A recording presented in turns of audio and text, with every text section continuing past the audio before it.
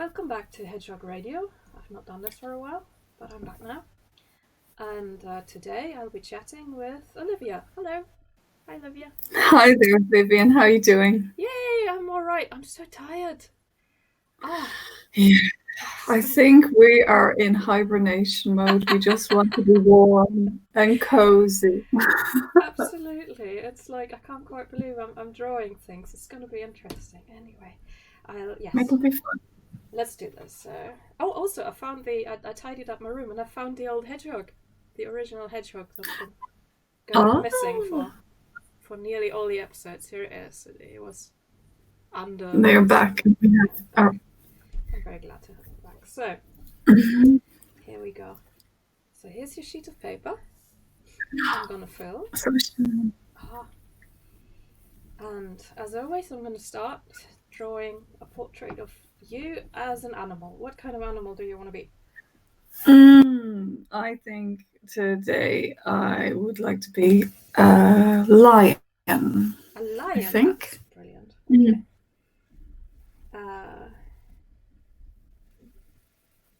I'm gonna see. It's probably, I don't know how much this is going to be a likeness. Seems to be a happy lion. You started with the nose first. I nearly always do. It's weird. That makes sense. Yeah, it's kind of the middle of the face, nearly. I mean, it's not quite. It's a bit under the middle. I don't know. With animals, it's different. Do you want a mane? Yeah.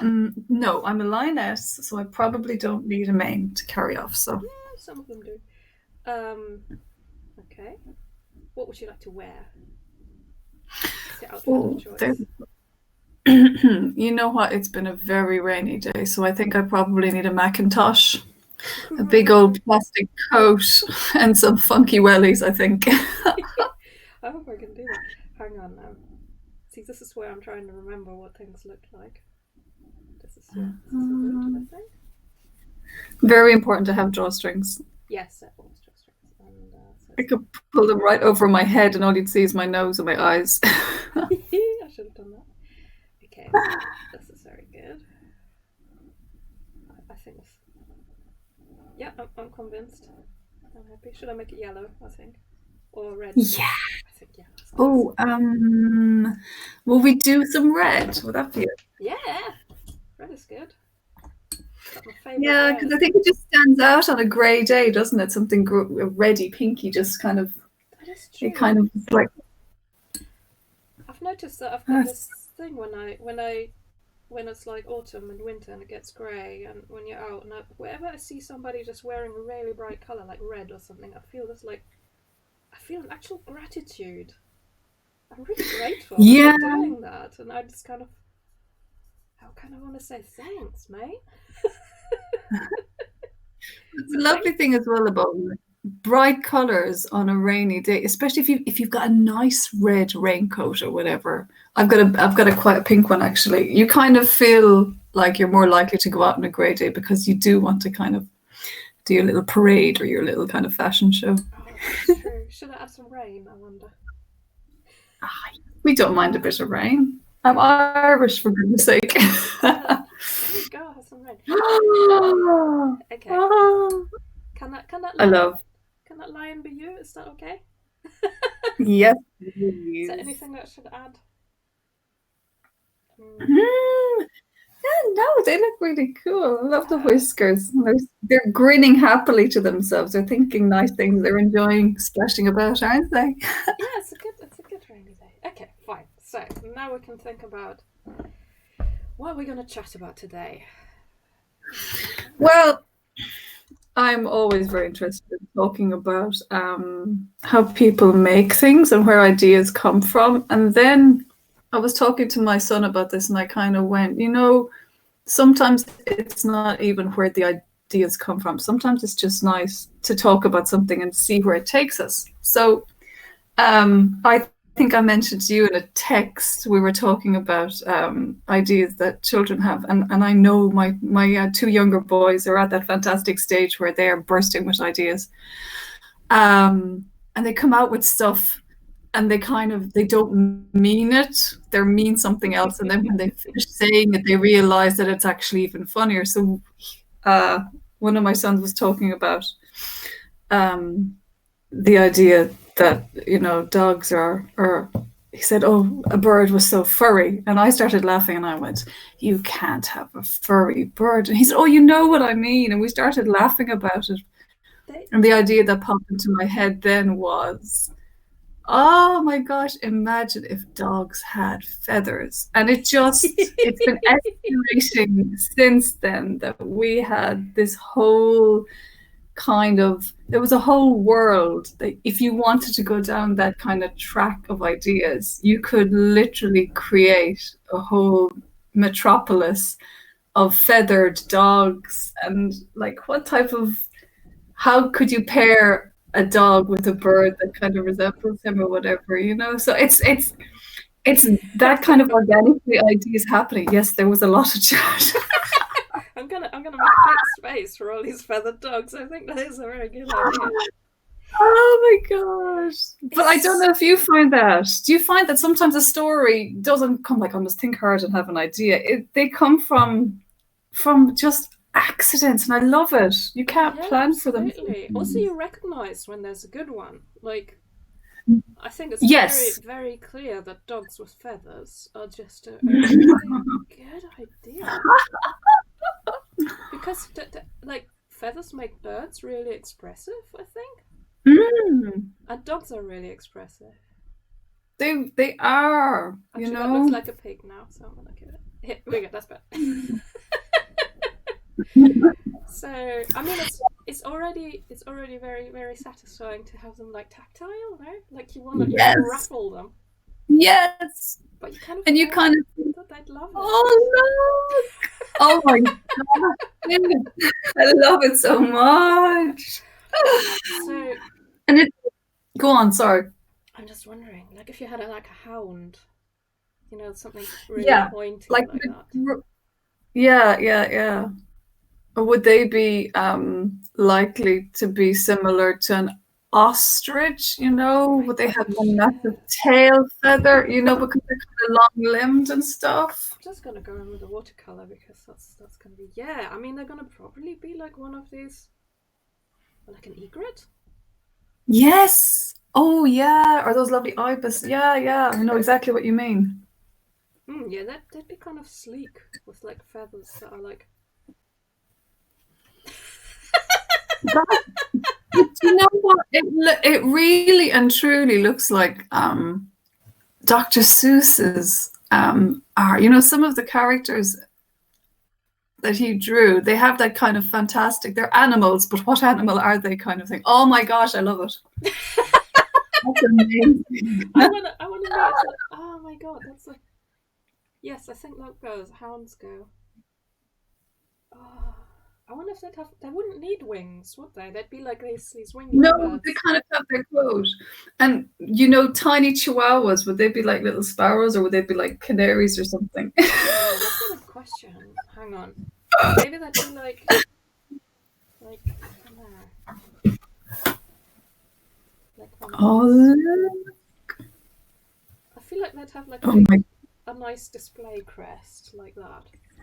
Yes. If that makes sense.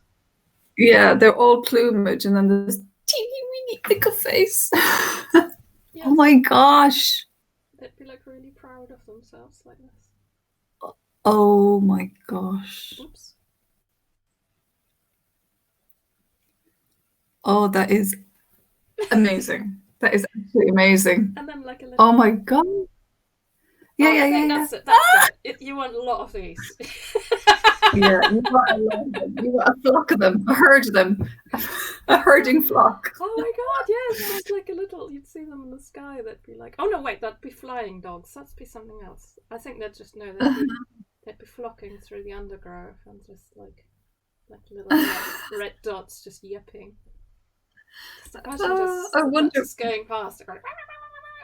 Yeah, yipping as they go by. Yeah, they would definitely do a murmuration. Oh my god! I kind of wonder. That's terrific. If they're angry, what would they look like?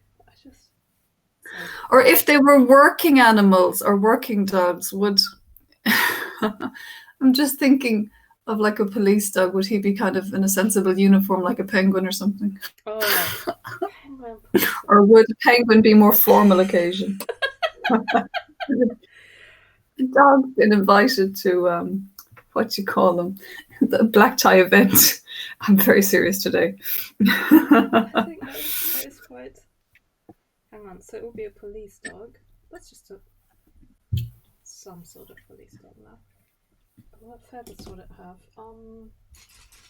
This is where I've got my Flying pens. set of all that. This is very satisfying. It is, you know.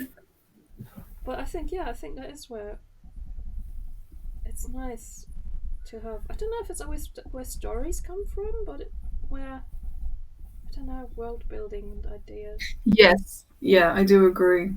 I definitely agree. Not much is happening. Because what happens, it's very open, you know, and you kind of find it's easy to you kind of take what you know already. You take the words that you know already and you kind of go, well, you could have that, and you could add that to it. This is quite glamorous. Just imagine having I don't know. I think this is not a police dog. I think this is just a... He's going to the Met Gala. Absolutely. I think when you were saying a black tie event, I just kind of imagined something. I love it. That's amazing. Yeah. I really like kind of making up, starting stories with kind of drawing games. Yeah. Sometimes just with colours or shapes, or you roll a die and then you draw whatever it says. This is just going this way now. Like story blocks and stuff. That is just class. I love it. All the other dogs now, like, I'm seriously underdressed. Apart from the crested chihuahua. The crested chihuahua will never feel bad about itself. No, the crested chihuahua was like, you know, this is my casual outfit. This is as actually, you know, they always look glam. Amazing. Oh, the happiness. It is.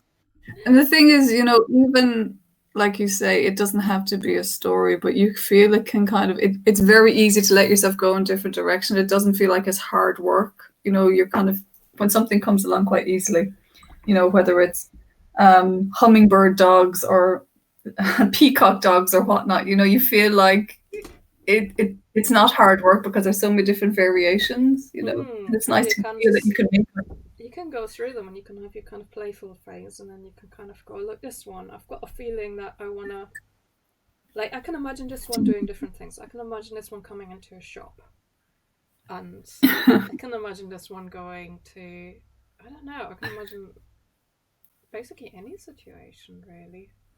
Mundane. It's nice when you can imagine mundane things for a character, like how they brush their teeth or something. With a dog, not so much. But I love that. I never thought of that, actually. And sometimes isn't that the thing when you're writing stories, you kind of go, I want to make this important and I want to make this kind of really stick with somebody. And sometimes, like you say, it's the ordinary things, to be able to tell the ordinary things that make people go, oh yeah, that's true for me too, because it's that lovely commonality and universality, isn't it? Like, oh yeah, I brush my teeth. The most interesting thing is kind of, whatever's boring for you is often really interesting for other people, I think. Like, yeah, it's the thing that absolutely is part of who you are. So if you kind of think like, if you'd say like, if you just think about somebody being like, whatever, a postman, or let's think something officially exciting, like an astronaut, and you think about what would I like to know about him? How does he brush his teeth? And you'll be like, that is interesting because I brush my teeth, and I'd really like to know that, and that is exciting. But actually, even about a postman, if you really think about how a postman that you imagine would brush his teeth, it becomes interesting because you might do it aggressively, or you know. or very There's a sleepily, and it would really say something about him, which would possibly say more than how he would save the world. That would be another thing to it's think the about. tiny little mannerisms. It's whether someone is kind of. I had a friend actually. Oh, just reminded me of something. When I used to teach over in England, it was a very nice school, and they had very nice school trips, and we went with a bunch of year 4 students to Norfolk, and I was sharing a room with a teacher who was very, very sweet, very, very kind, very efficacious. Like, she was totally organized. And I can remember going to the bathroom in the morning, and she started brushing her teeth, and I couldn't brush my teeth because I was absolutely bemused by what she did. She picked up the toothbrush. Exactly. So she picked up the toothbrush, she put the toothpaste on it, and she brushed her teeth without water. And I was just looking at her, and she was like going, "What?" And I went, "Don't you need water?" And she was like, "No, because what you should do is brush the toothpaste on first to your teeth because it's meant to be abrasive." And I was like, "Okay." And then once you've brushed it with toothpaste, then you add water. And I was like, "Right." And that tells you all you need to know about that person, in the fact that, there was a science behind brushing your teeth. And she was a science teacher, actually. She was a very clever person. But yes, so there you go. Here she is with no water Everything you at need all. to know. And you're appalled. I am slightly, yeah. Who knew? Mind blown. Oh my, it literally was, yeah. Like literally. a cloud of chihuahuas. Of yipping chihuahuas. Amazing. I love that so much. But yeah, and you, like you say, you can convey an awful lot in what people do with ordinary things. Yeah, because that's the thing where you got a thing in common already. Yeah, So yeah. It's like Lego. It slots together. That's where the world's Yeah. or brushing your teeth, or any other sort of things. That's one thing I tend to, when I do storytelling exercises. Actually, I haven't tea. When I do storytelling exercises with kids or with students, I often tell them for their character to make up to write down a really standard day where nothing in particular happens. Just how they spend their day. Like, they get up, then they do what? Generally. Then what happens? Then what's next? Just fill the whole day and just write it all down. And you just find out at least one important thing about their character that way, generally. And then when you then tell the story of how they saved the world, you know more about how they would do that, because you've worked out that every day they sort through the recycling because their neighbors did it all wrong. That's really great. I love that. I might use that myself with kids. It's quite nice because you don't, I don't know, because it's not an effort, No, and that's a really interesting thing about creativity. If people don't realize that the creativity is always there, they kind of assume that it's something quite difficult to grasp, and it's actually it's a really special way of noticing things. That's what the creativity is. Like, I'm noticing this, and because I'm noticing this, I'm putting value on it, and it's individual, which is what your art is. I mean, this guy's looking funky. The brain has to, I don't know. The brain has to keep making up things to understand the world anyway, because there's always a bit you can't see, but that you have to rely on being there, and you always gotta. Your brain has to make up a lot of stuff and convince you that that's how things are. So, if that were a massive effort, that'd be a problem. So you might as well plug into that, and then just. These are so lovely. so fab. I feel like I haven't done a really expressive dog yet, except for that one. I'm absolutely I'm stuck on that Chihuahua. Oh my god! I think it's a bullfinch. Fabulous. Yeah, no doubt. Hopping around. That's very Christmassy, actually. Inadvertently. Yeah, Yes, it is. That's very it. good. What can we put here? We've got a bit more space here. Let me see. I wonder, how do we feel about what dog would make a good owl? Would a pug make a good owl? They would, wouldn't they? Oh yeah. What do you think? Oh yeah, it would. It would. Okay. Yeah. This is a challenge.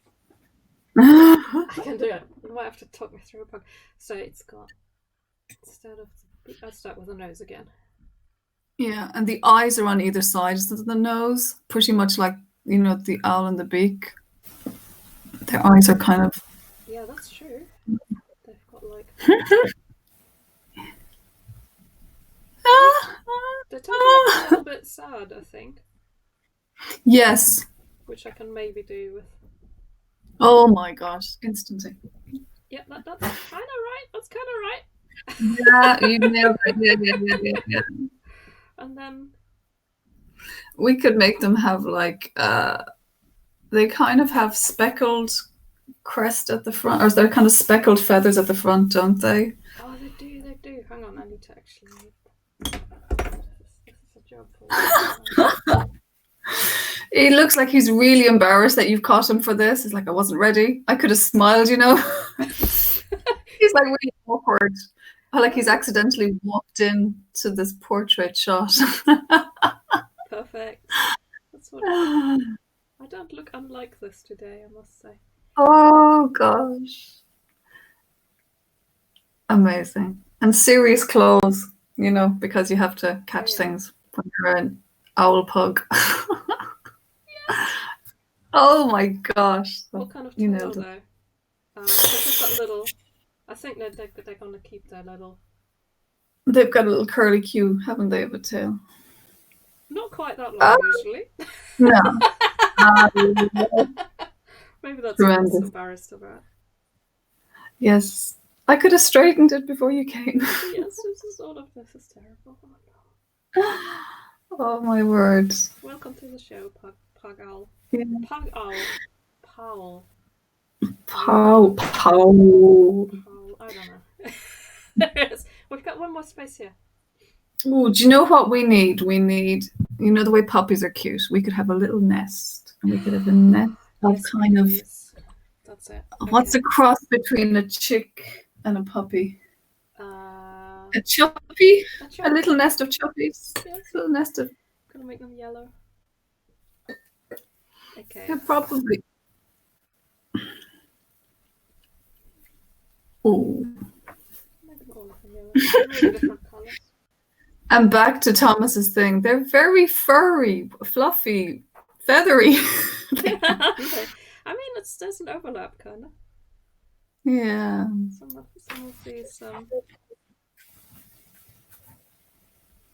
of these structures are kind of interchangeable, I guess.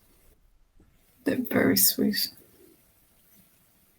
Like, bookkeeper. Oh, I love the difference. I love the colours. I think that's a good idea. Yes, let's have them. And then a nest. Okay. In the loose sense of the word. There we go. Nest. Oh my gosh.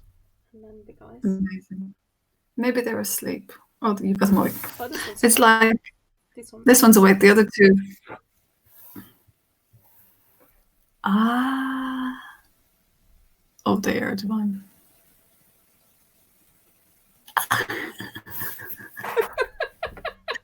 There's a lovely universality to teeny weeny flufflings in a little nest. Yes. Oh, this makes me happy. Oh, bless you, Viv. These are just... Your family sofa might not be green, but there we go. It's a green. You're very close. Haha. Ah, so there's air. Well, that's good. I've been inspired. I might actually make up some things. There you go. Very happy. I really love it. That's awesome, Viv. Thanks so much. Thank you so much. Oh, thanks for helping me start the day quite late. I shall have my cup of tea now. You can. And I'm just going to think nice, happy thoughts of little fluffy chuppies sitting in their nest. Me too. Oh, thank you. Okay, then bye-bye. And Bye. have an excellent rainy day. Bye. You too. Bye-bye.